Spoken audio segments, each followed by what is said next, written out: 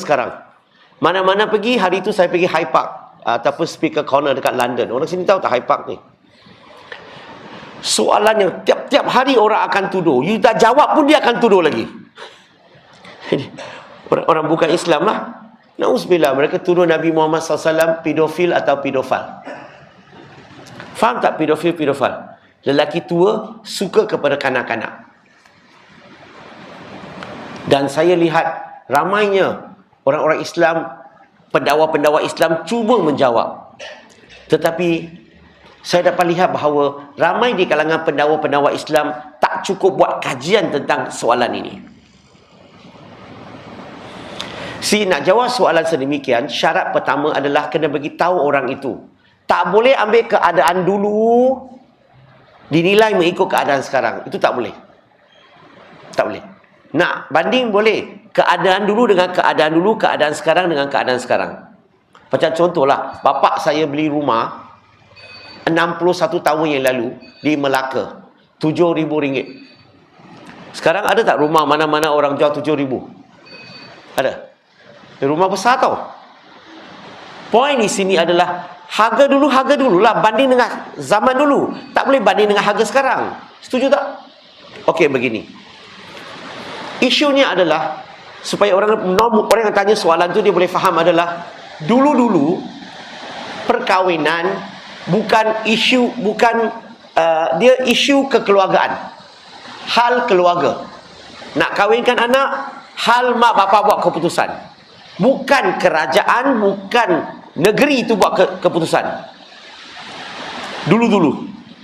Kemudian bila negara tu dah merdeka, dia sudah ada kerajaan, mereka sudah letak satu had usia untuk kahwin. Sebelum itu dia tak ada had. Nikah, hal isu mak bapak keputusan, nikah. Setuju tak? Dan kalau kita lihat zaman Nabi Muhammad SAW, Nabi nikah dengan Aisyah radhiyallahu anha. Lapor dalam Sahih Bukhari pada usia 6 tahun.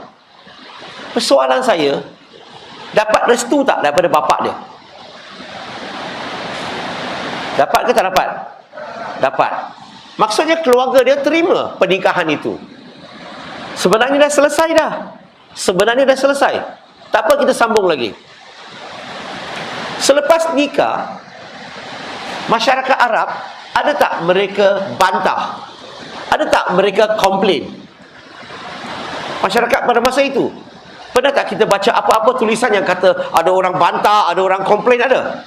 Tak ada. Masyarakat Arab pada masa itu tak ada isu tentang, tak ada masalah pun tentang pernikahan Nabi Muhammad SAW. Yang ketiga, musuh Nabi Muhammad SAW. Musuh. Siapa di kalangan mereka? Ketua munafik, siapa namanya?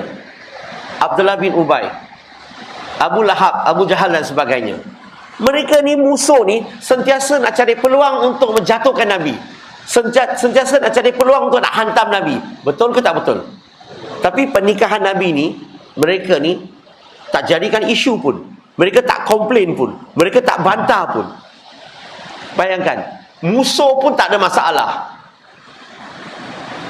Dan kalau kita lihat balik, keluarga terima pernikahan tu, tak ada masalah. Masyarakat tak ada masalah. Musuh pun tak ada masalah. You apa masalah?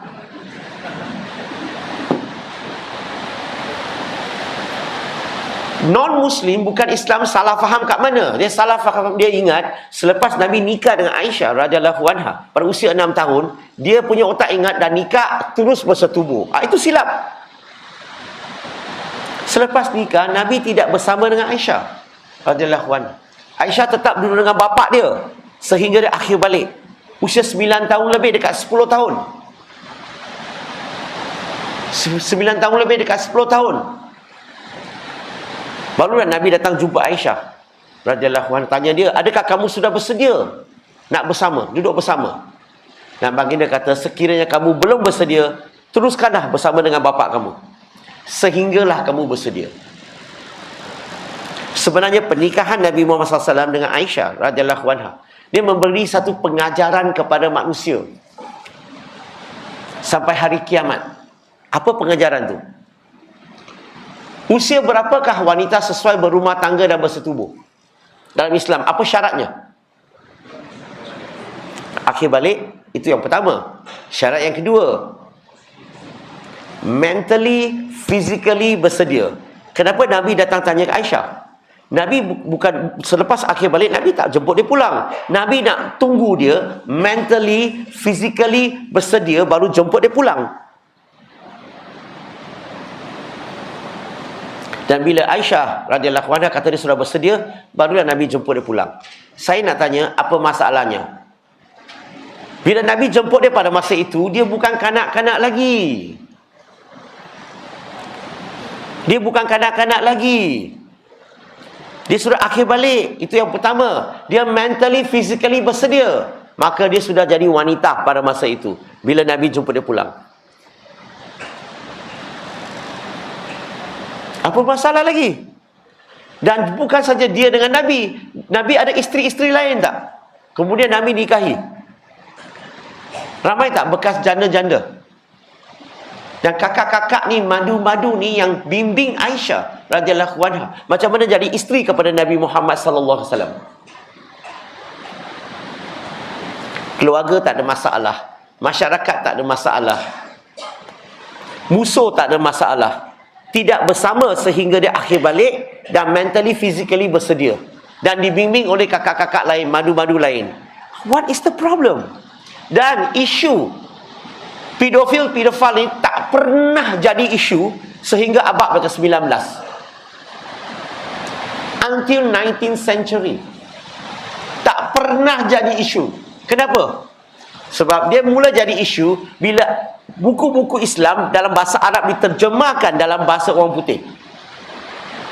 Orang Barat mula menilai apa yang berlaku zaman Nabi mengikut keadaan mereka pada masa itu. Di situlah mereka dia keliru. Dan mereka tetap tuduh pedofil.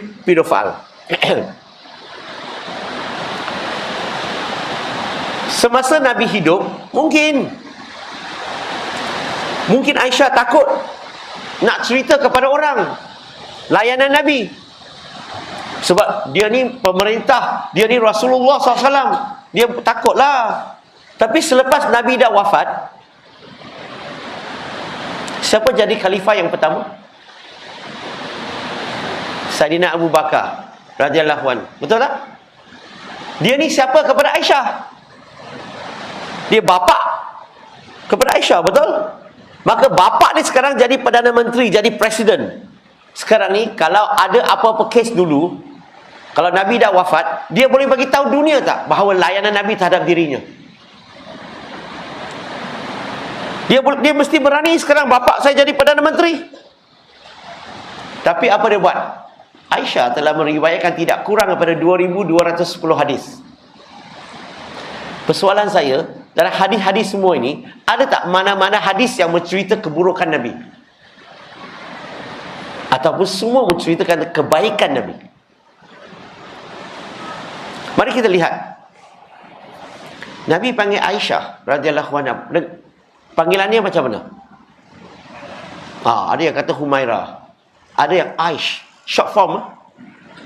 Ini Nabi panggil sejak Nabi nikah Aisyah sampai wafat pun panggil nama yang sama. Dia tak macam orang Melayu. Orang Melayu mula-mula kahwin, suami biasa panggil isteri sayang. Itu skrip Melayu biasa punya standard. Isteri panggil suami abang. Setuju tak? Selepas 2 tahun kahwin, percaya kata saya, suami tak panggil isteri sayang lagi. Dia buang sah jadi yang aja. Betul ke tak betul sekarang? Betul ke tak betul? Isteri tak panggil suami abang lagi. Dia balik rumah panggil bang aja. 5 tahun kemudian, sah hilang, yang pun hilang. Dia akan panggil isterinya, "Oi, dah masak ke belum?" Poin di sini adalah baginda Nabi Muhammad SAW panggil isteri Aisyah radhiyallahu anha cara manja sejak nikah sampai wafat. Nabi Muhammad SAW ada tak pernah berlumba tak dengan Aisyah? Tahu berlumba? Lari. Semasa Nabi muda, Nabi menang. Kadang-kadang bila Nabi usia dah meningkat, Nabi kalah. Tapi kadang-kadang Nabi pun sengaja kalah, nak ambil hati isteri. Abang-abang di sini kena belajarlah nak ambil hati isteri. Tapi sebelum itu, nak tanya, you ada lumba tak dengan isteri? Halo? Tak ada? Kadang-kadang isteri masakan. Okay, contohnya kamu nak makan dinner lah. Isteri masak, kamu balik makan. Alamak, masin. Apa kamu cakap dengan isteri? Saya cadangkan, jangan komplain lah. Kamu cakap dengan isteri, terima kasih sediakan makanan. Sedap. Kalau boleh tambah gula sikit lagi sedap. Kena jaga hati tak? Susah payah dia sediakan masakan. Betul tak? Wanita ni kadang-kadang dia ada sikit lah lari sikit kan. Kalau bulan datang ziarah dia.